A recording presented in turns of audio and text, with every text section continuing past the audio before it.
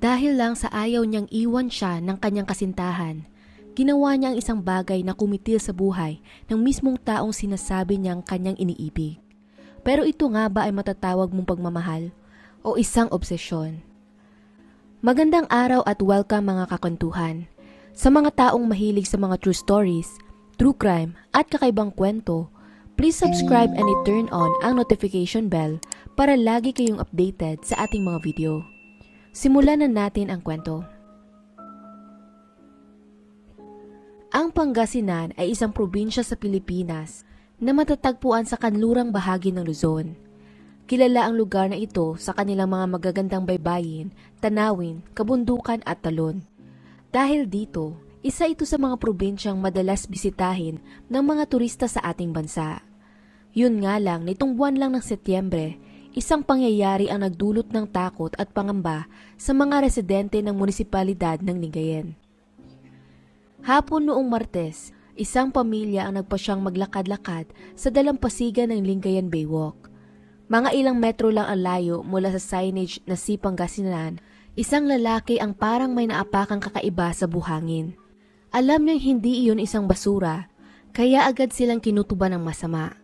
Sa kanilang kuryosidad, nagdesisyon silang hukayin ang kung ano man ang nasa ilalim ng buhangin, at di nga tumagal, bumungad sa kanila ang katawan ng isang tao.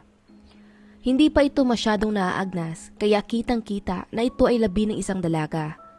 Sa kanilang takot, mabilis silang tumawag ng mga otoridad na agad namang rumisponde sa crime scene. Kalaunan ng biktima ay kinilala bilang ang college student na si Evelyn Salting at ito ay kakareport lang pala ng kanyang pamilyang nawawala noong isang araw lamang. Gayunpaman, sino naman kaya ang salarin sa krimeng ito at ano naman kaya ang kanyang motibo? Upang masagot ang mga katanungan na iyan, kilalanin pa natin kung sino nga ba ang ating biktima. Si Evelyn Cervera Salting ay isang 20 years old na dalagang residente ng Barangay Sabling sa Anda, Pangasinan. Ipinanganak ito noong March 25, 2004 at lumaki siya kasama ng kanyang mga butihing mga magulang at mga kapatid sa isang masayang tahanan. Mailalarawan din si Evelyn na isang dalagang may busilak na kalooban, palangiti at isang mabuting anak. May mataas siyang pangarap sa buhay at masipag sa kanyang pag-aaral na sa katunayan mula elementarya, madalas na itong nakakakuha ng mga medalya at iba pang honors. Dahil dito, lubos talaga itong pinagmamalaki at minamahal ng kanyang pamilya. Bukod sa pag-aaral, isa pang pinagtutuunan ng oras ni Evelyn ay ang kanyang dedikasyon sa kanyang sinasalihang relihiyon. Aktibo itong miyembro ng United Methodist Church at naglalaan talaga siya ng oras para dumalo sa mga pagpupulong at iba pang mga event doon. Sa taong kasalukuyan, third year college na ang dalaga at kumukuha ito ng kursong Business Administration sa Pangasinan State University. Sa paaralan naman, inilalarawan siya ng kanyang mga kaibigan at mga kaklase na simple, totoo, may magandang ngiti at napaka-goal-oriented. Kitang-kita di umano nila ang dedikasyon nito bilang isang class secretary, kaya lubos nila itong hinahangaan at minamahal. Isang taon na lang sana, matutupad ng pangarap nito makagraduate sa pag-aaral at matulungan ang kanyang pamilya. Gayunpaman, dahil sa isang trahedya, hindi na niya iyon maisa sa katuparan. Malayo ang distansya ng paaralan ni Evelyn mula sa kanilang bahay, kaya naninirahan ito sa isang apartment sa Lingayen para mas madali sa kanya ang pumasok sa eskwelahan. Ang karaniwang routine ng dalaga araw-araw ay bahay at eskwelahan lang din naman. At paminsan-minsan ayon sa caretaker ng apartment, sinusundo ito ng boyfriend niya para makipag-date pero bumabalik din naman ang dalaga kaagad bago pa mag-alas 10 ng gabi. Noong September 23, 2024, araw ng Lunes, ito din ang parehong schedule ni Evelyn buong araw. Pumasok siya sa paaralan at umuwi kaagad sa apartment pagkatapos. Ngunit ayon sa CCTV sa kanilang lugar, nakita ang dalaga na umalis ng bahay mga pasado alas 7 ng gabi. Wala naman itong masyadong dalang gamit at namataan din ito sa ibang surveillance camera sa barangay poblasyon na naglalakad habang hawak-hawak ang kanyang cellphone na wari ba ito'y may kinokontak na tao.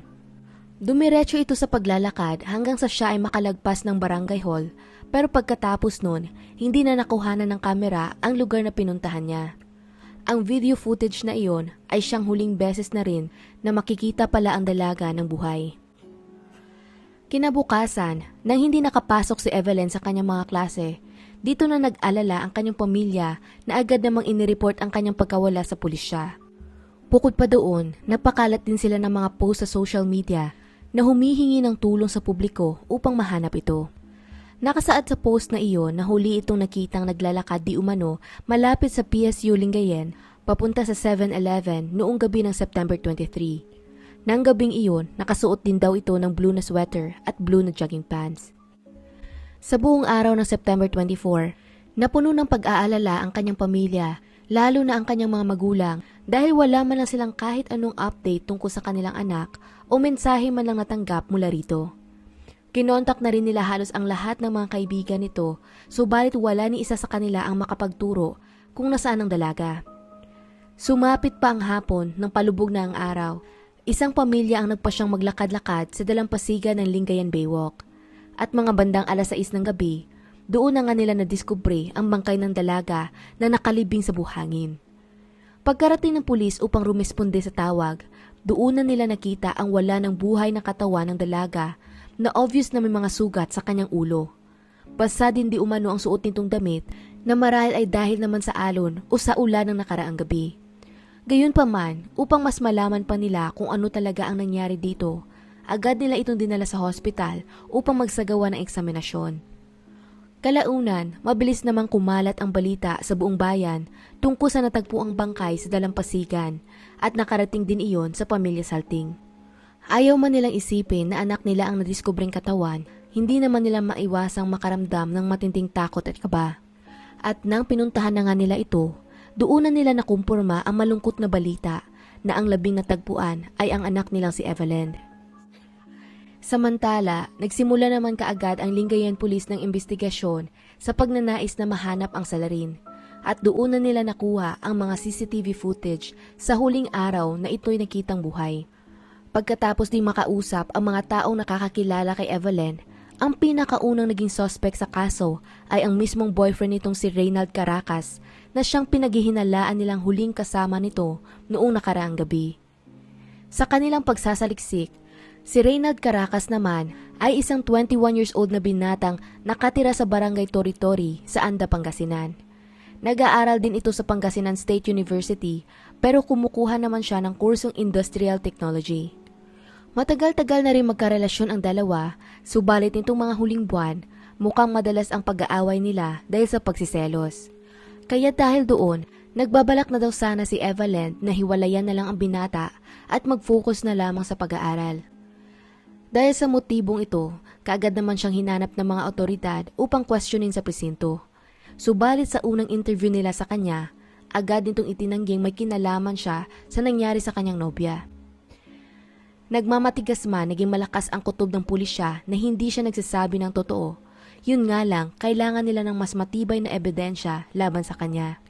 Sa kabutihang palad, ng parehong araw, isang saksi naman ang lumantad at kumausap din sa pulisya upang magbigay di umano ng mahalagang impormasyon tungkol sa kaso. Hindi na nila ito pinangalanan para sa kanyang kaligtasan, pero ayon sa kanya, nagkaroon siya ng interaksyon kay Evelyn noong huling gabing nakita itong buhay at nasaksihan din daw niya ang lahat. Ayon pa sa saksi, noong gabi ng September 23, nagtitinda siya sa karaniwan niyang pwesto sa Lingayen Baywalk at nagkataon naman daw na bumili ang dalaga sa kanya ng tubig. Iilan lang ang mga customer niya ng mga oras na iyon kaya natatandaan daw talaga niya ang itsura ng dalaga. Pagkaraan ng ilang minuto habang wala pang customer, nagpa siya daw itong maglakad-lakad ng kaunti sa dalampasigan at doon naman niya muling nakita si Evelyn na may kausap namang isang binata. Base sa kanyang nasaksihan, parang may hindi daw pagkakaunawaan ang dalawa dahil halos magsigawan na ang mga ito habang nag-uusap. Kaya upang irespeto ang kanilang privacy, nagdesisyon na lang siyang iwan na lamang ang mga ito at bumalik sa kanyang tindahan. Lumipas pa ang ilang minuto, muli na naman siyang nag-ikot-ikot sa dalampasigan hanggang sa nadaanan niya rin muli ang kinaroroonan ng magkasintahan. Yun nga lang ng puntong iyon, nakahiga na daw sa buhangin ang dalaga habang parang naghukay naman ang kasama nitong binata. Hindi daw niya alam ng mga oras na iyon na patay na pala ang dalaga at nalaman niya lang ang totoong sinapit ni Evelyn ng sumunod na araw sa balita. Ito rin ang dahilan kung bakit siya nagmadaling pumunta sa police station upang maibigay ang kanyang salaysay.